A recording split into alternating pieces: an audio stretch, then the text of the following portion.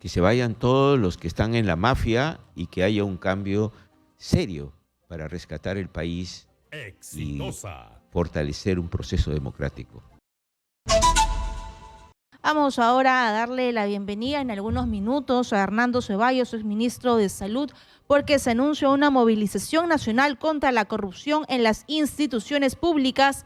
Que se vayan todos, y seguramente que un sector de la población está de acuerdo con ello, en torno a lo que viene pasando no solamente con el expresidente Alberto Fujimori, sino también con la crisis dentro del Ministerio Público y la acusación de la fiscal de la Nación, Patricia Benavides, que podría formar parte de una red criminal denominada La Fiscal y su cúpula de poder, que trabajaría o había trabajado en contubernio con el Congreso de la República para favores políticos y archivamiento de sus investigaciones. Le damos la bienvenida al doctor Ceballos. Buenas noches. Bienvenida exitosa, doctor. Katiuska, un gusto conversar con usted. Buenas noches. En principio vamos a comenzar con la pregunta del día, con el cual hemos estado hablando con los oyentes. ¿Qué opina usted de lo que podría pasar con el expresidente Alberto Fujimori? Bueno, yo creo que por ahora se ha paralizado esta resolución del Tribunal Constitucional que es absolutamente ilógica y además contraviene la decisión de la Corte Interamericana de Derechos Humanos, ¿no?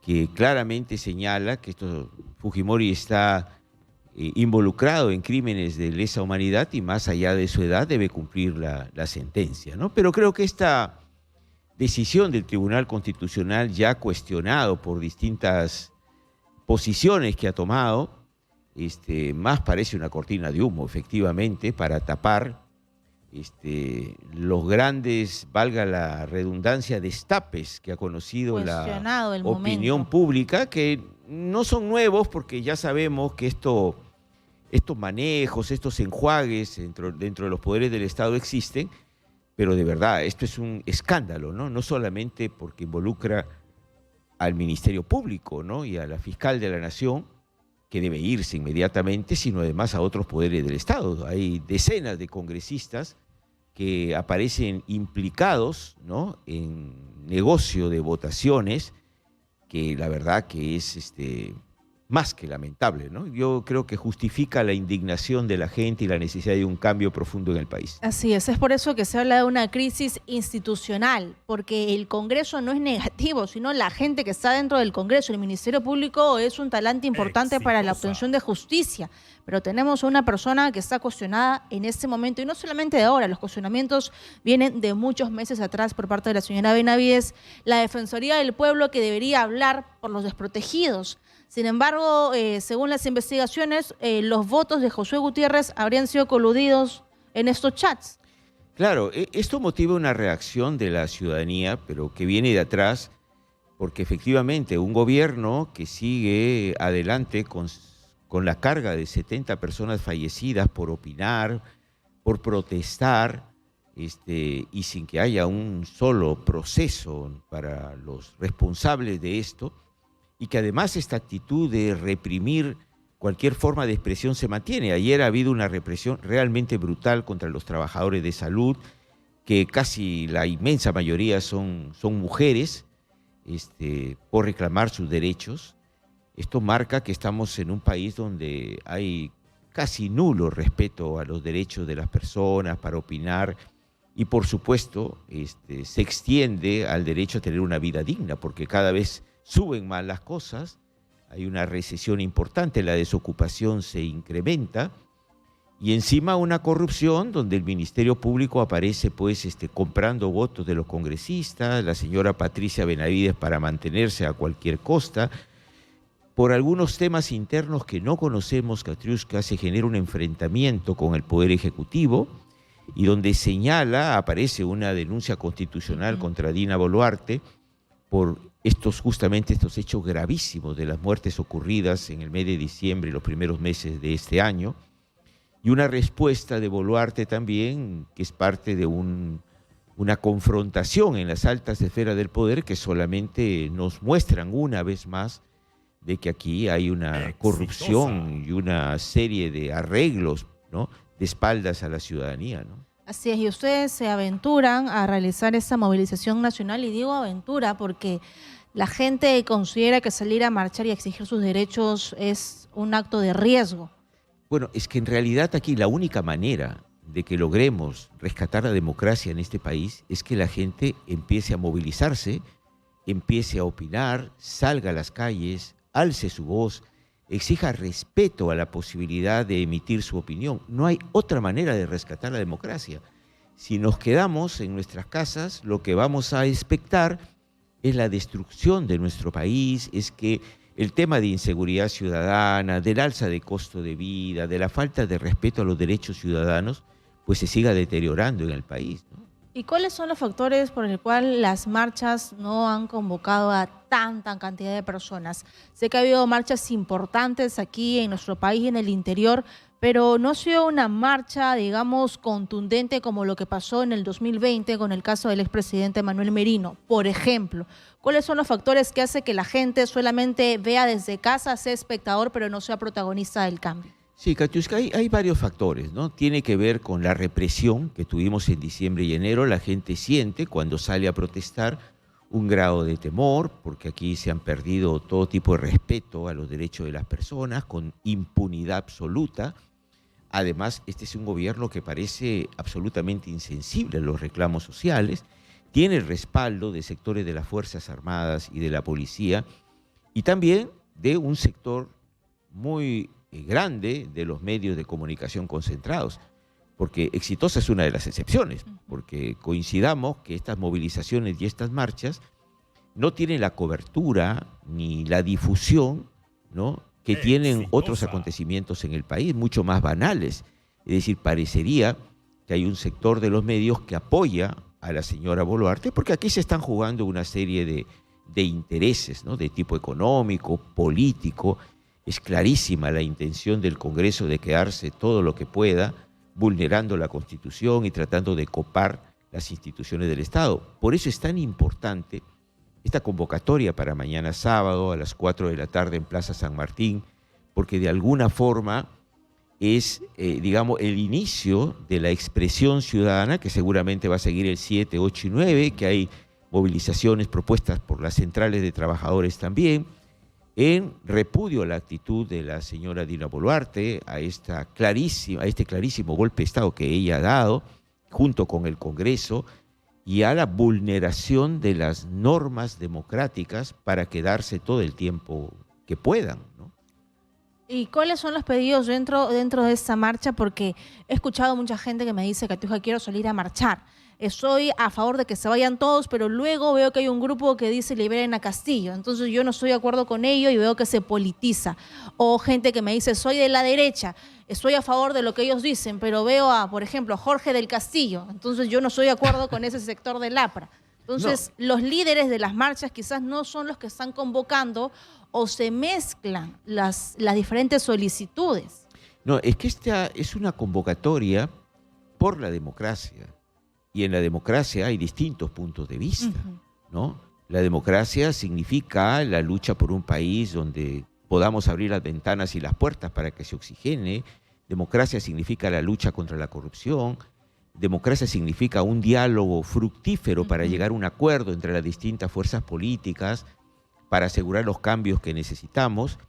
Entonces, acá los que queremos la democracia, los que estamos en contra de la dictadura, los que queremos luchar contra la corrupción, contra la inseguridad ciudadana, que se consulte a la gente, no estamos de acuerdo con un modelo dictatorial, somos los que nos convocamos mañana a esta marcha. Por supuesto que hay distintos puntos de vista sobre aspectos puntuales de la política, de la realidad nacional, ¿no? Hay gente que piensa que hay que liberar inmediatamente al presidente Castillo.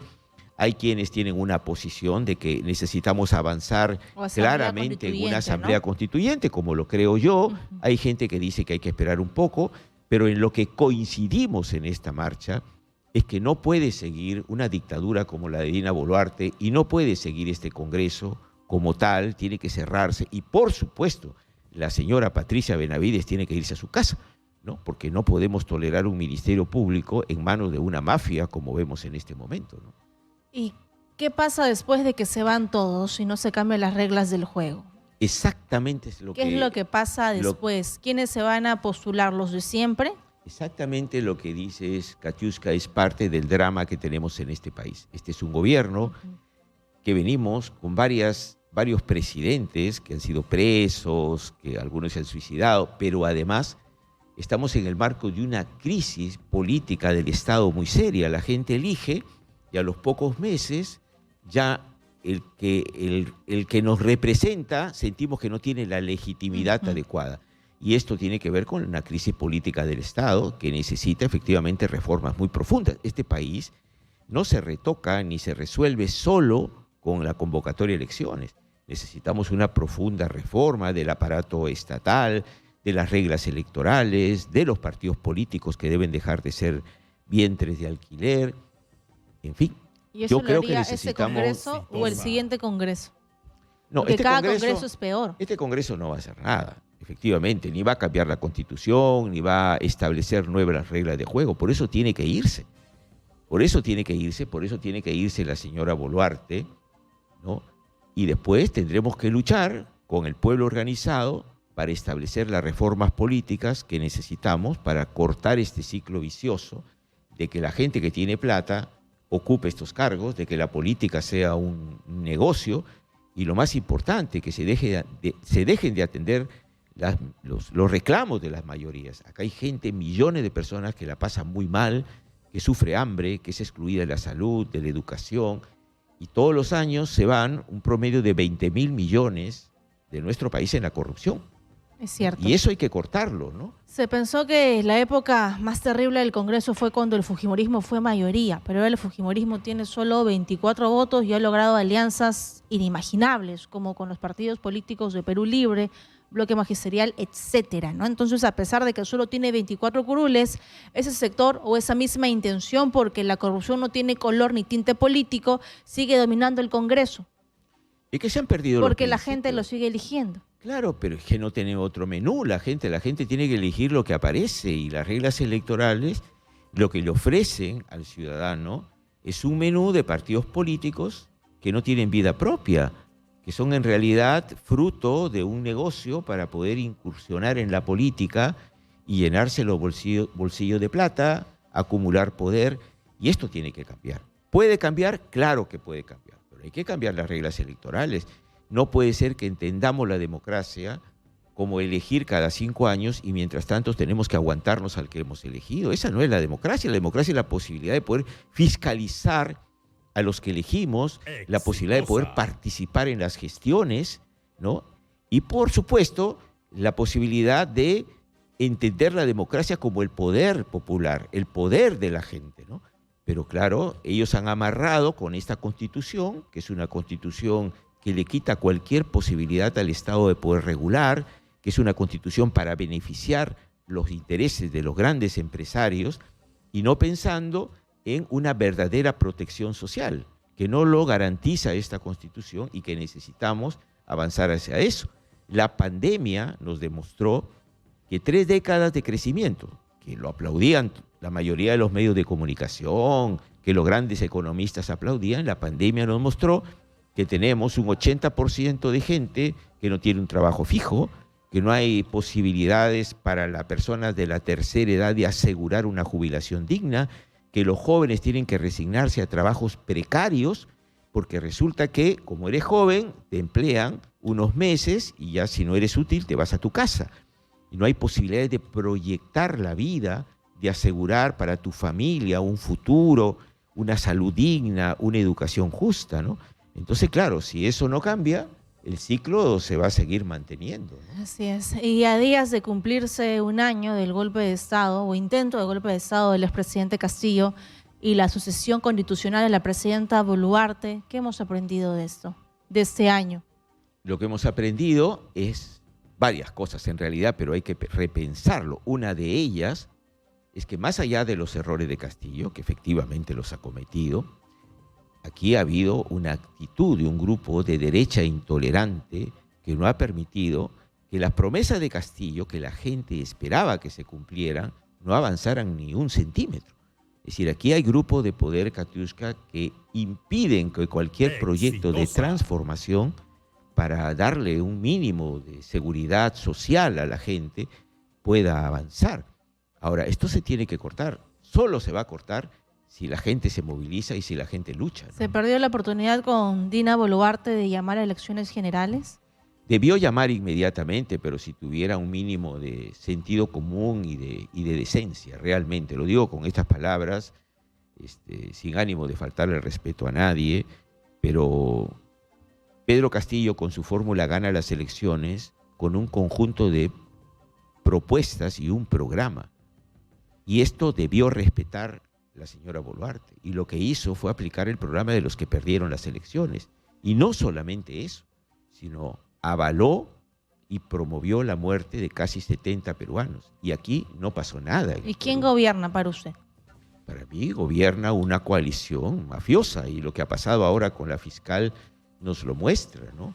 Un poder ejecutivo que no le rinde cuentas a nadie y un Congreso que sostiene a ese poder ejecutivo porque le conviene, porque quiere quedarse el mayor tiempo posible y para eso trata de copar todas las instituciones que puedan. Ya copó la Defensoría del Pueblo, el Tribunal Constitucional, el Ministerio Público, ahora va por la Junta Nacional de Justicia porque quiere controlar los procesos electorales, están modificando la Constitución como les conviene.